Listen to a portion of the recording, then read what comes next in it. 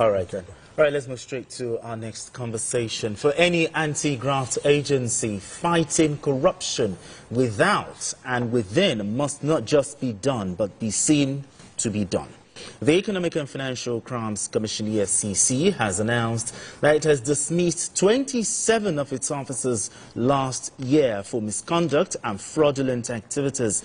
The EFCC also said it is investigating a trending $400,000 claim of a yet-to-be-identified supposed staff of the agency against a sectional head. The spokesman of the EFCC, Dele Oyewale, noted that the dismissals followed recommendations from the EFCC Staff Disciplinary Committee, which were ratified by the chairman, Ola Olukoyede. 27 of its officers, VKO. Now, the EFCC seems to be purging itself, fraudulent elements within its ranks. But first of all, 27. Did this come to you as a surprise? No, this was what I suggested that the chairman should consider doing. And I remember on this program I said I was confident that if he got the president's approval to purge the EFCC of black legs, that the president will give him that go-ahead. You see, the EFCC itself is a cesspool of corruption. So if it is your duty to go after corrupt people, and you have corrupt individuals in ample quantity, you can't do the job. And if you do it, you cannot be successful at it. This EFCC chairman told Nigerians that he was aware that within the ranks of the EFCC, there were people who deliberately compromised investigations of corruption cases. Yeah, he said it. He did. So, and it was after I said that, I said, look, there's a need for him to purge the EFCC of corrupt individuals. There's no way that they can achieve substantial success if saboteurs are allowed to continue to have a field day in the EFCC. So what are they doing there? That means that they are not good enough for that kind of organization. You can't have people putting their lives at risk, going after corrupt individuals, and there will be people who go to take money from suspects to compromise investigations. So after he said that, it's not as if I didn't know that they had corrupt people. Of course, I knew. Now, out of every 12, there's a Judas, Oh, I disagree. You disagree? I disagree. Are you saying that we cannot put 12 incorruptible people in this studio, for example? No. I disagree absolutely that out of every 12, there's a Judas. No. No. The Judases amongst us are actually in the minority. In the minority. Many Nigerians will earn their living the right way. Many Nigerians will not succumb to what some people do just to make ends meet. No. There are people today that offer them all the money in the world, they will not take a bribe from you. Sure. There are people whose progress, even in the civil service, in the military, have been stunted because they will not compromise. As much as we abuse the police, call their names and all that, there are still people in the police that you cannot bribe. They will not take it. There are still people. We've talked about some of them in the past, and nobody has come out to say, oh, that officer that you said was incorruptible, we actually have evidence that is corrupt. No. Nigerians should stop thinking that, oh, everybody has a price in our country. Because it is not true. It is not true. So, it's not every journalist that collects bribe. It's not every journalist that blackmails people. Some people believe that they cannot make money unless they blackmail people. Unless, exactly.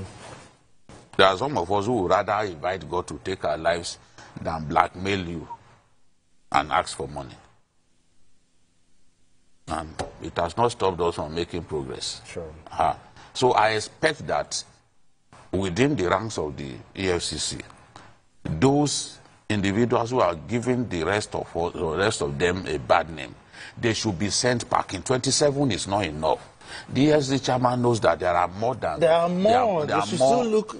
black legs in the EFCC as we speak. Deliberately, they will compromise investigation, and investigation of a case is like the foundation of the case. If the foundation is faulty, if the structure is faulty, the building will come down. Sure.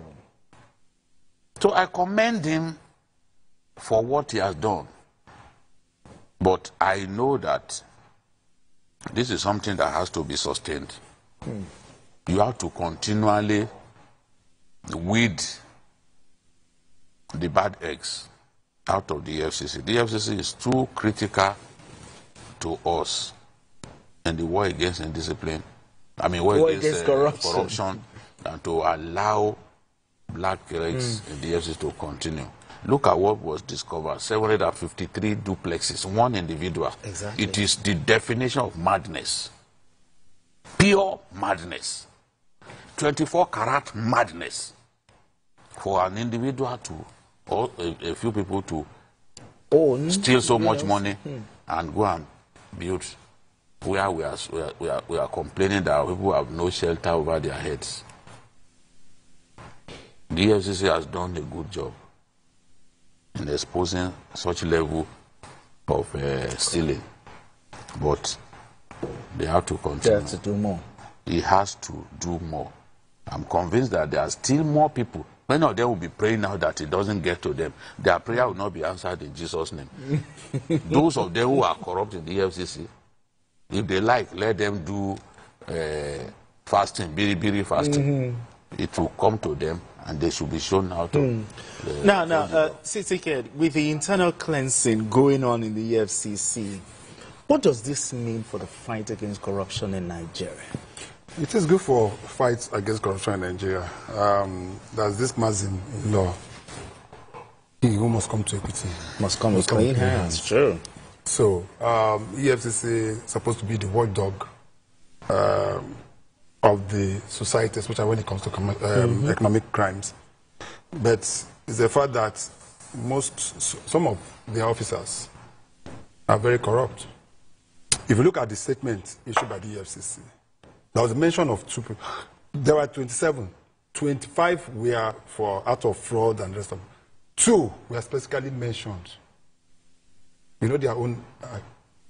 They went to demand $1 million from a particular former MD of a parastatal in one of the agencies in Nigeria, retired, using the name of the chairman, that the chairman sent them, so that they can close off this particular case and tidy up this case and the rest of them. So and they believe, for them to have done that, you can imagine how many other people they must have gone to, and they must have obtained. You know, the problem is, and as I say, he who comes to equity comes with hand. If you are not corrupt, how can somebody come and meet you and say, pay me $50,000 for me to kill a case? If I have nothing to hide, I'll say, take me to court. That's the fight. And that is where, most often than not, you also say all these Yahoo boys, this internet fraud. Exactly. Yes, where somebody will just send you a mail and say, oh, his father has whatever, or you will, blah, blah, blah, that you should send $5,000 and you gleefully send the person back. That's somebody you've never met before. Or a woman, one of you woman, and they say, you, I want to marry you, let us send $2,000, and somebody will send. If you are not greedy. Exactly. So greed. So it's greed. Well, now back to the issue. Now, there's a fundamental issue that I also want to raise. I have it on good authority. Okay. That the welfare package of EFCC officers is not top-notch. And I'm saying this on national TV, from my own personal investigation. Because, let me tell you, if you ask somebody to come and go and investigate a fraud of $100 million, okay, the temptation for him will be high. I'm not saying that is, I'm not supporting some of their acts. True. But we must be able to make sure that there must be somebody of integrity who will look the other way. I don't see why our investigative agencies like EFCC, like ICPC, and even police, that is what we're always talking about police, pay them well. Pay them well and make sure that so that they can be able to do their job. Let me give. So most often than not, they come to realize that yes, some of this package, I don't see why people in EFCC cannot be aimed the same salary with people in NNPC.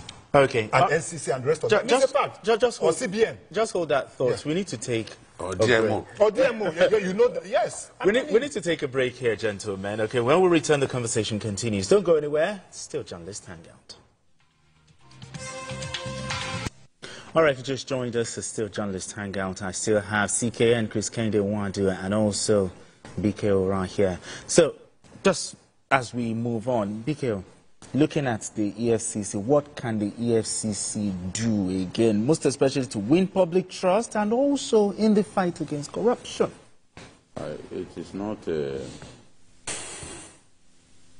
EFCC cannot singularly win the war against corruption. We have to also look at our laws. Our laws? Our laws constitute a slap in the wrist when it comes to dealing with corruption. No matter the level of kleptomania that the government officials demonstrates, they will give them 10 years imprisonment. And a lot of them are able to hire very big lawyers who will ensure that they don't go to jail. Or even if they go to jail, they get a light sentencing. There have been cases like that, where they just tell the accused person to pay a fine, a very light fine. And he goes straight to the trunk of his car, he brings out the money, he pays the fine, and walks away. There was one of such cases that the Supreme Court eventually redressed. You know, I'm happy. All of these pension thieves, people stealing money meant for pensioners in the police and other places, they need to be dealt with. The law has to be stronger. Why do you think that there is so much trafficking in illicit drugs in our country? Because the punishment is not harsh enough. Some of the people who traffic drugs to Nigeria, they dare not try it in Malaysia. They dare not go to Saudi Arabia to do it. Because they know that they are going to cut their necks. You know, so I think that our attitude to corruption as a country has to change. We need to really come up with laws that do not just criminalize even the criminalize corruption, but laws that prescribe stringent, tough punishments for corruption. And EFCC should continue its advocacy, especially at secondary school level. You know, let's have students set up anti-corruption clubs. Clubs, exactly. You know, they should even be incentivized so that at that level they already know that, look, corruption does not pay. But what we have in our country is a situation in which those who are corrupt, we see them, we salute them, we hail them. We see them driving around in vehicles that are above their means, above their pay grade. But instead of asking questions, we hail them. The society, our attitude generally has to change. Let people know that our society frowns at corruption. There should be consequences. We should treat anybody who is corrupt, we should treat them like filthy rag, for example, that you don't want to have anything to do with. not celebrate them. Some people get jailed, they come back home, and you celebrate them. We need to stop that. Okay. So that it doesn't look like we are leaving all the fight to the EFCC. The EFCC will play its part, but every Nigerian, it should be like a collective responsibility. Yes, our attitude to corruption must change. Must change. BKO talked about our laws. Said perhaps maybe there's some kind of lacuna in a law that allows them, slap in the wrist. What are your thoughts on that? I agree to the largest extent, but most often than not, I've always said that we have the best of laws at times. Really? Implementation has always been a problem. My personal opinion. I'm not talking just directly about that of the EFCC. But I agree that we should have more stringent laws. Not only with the EFCC. If you look at the Road Safety Act and see what people are charged, some people are charged just less than 2,000 naira, 3,000 naira for traffic offense that at times could lead to loss of life. And they go to court and they'll let go. I've seen most of the cases that even EFCC publicized that they won in court. I just see somebody be asked to pay 100,000 naira. And they go and they release them. Okay. So I think there should be serious consequences for bad behavior. That is what I feel. Okay. People should be, most often than not, there should be a point where we shouldn't be giving the option of bail to certain acts of corruption. Exactly. You can't tell me somebody that stole 130 billion naira will be allowed to go on bail. What is it going on? It shouldn't. There should not be option. There should not be option of fine. Yes. No matter how you look at it. I think bail is at the discretion of the judge, but fine. Fine, bail is at discretion. But what I'm telling you, that there is a level of, you see somebody, just like the music, is it Africa, China? There's somebody that's Babablu in those days. You see him his place on Crime Fighter. I see somebody that's what, but there must be stringent consequences, because those money being stolen supposed to be money that should be used to better the lives of certain Nigerians. Some people are just... All right, gentlemen, let's move straight to our next conversation. As more people continue to discuss the merits and demerits of the tax reform bills, it appears the consensus isn't often regarding the testy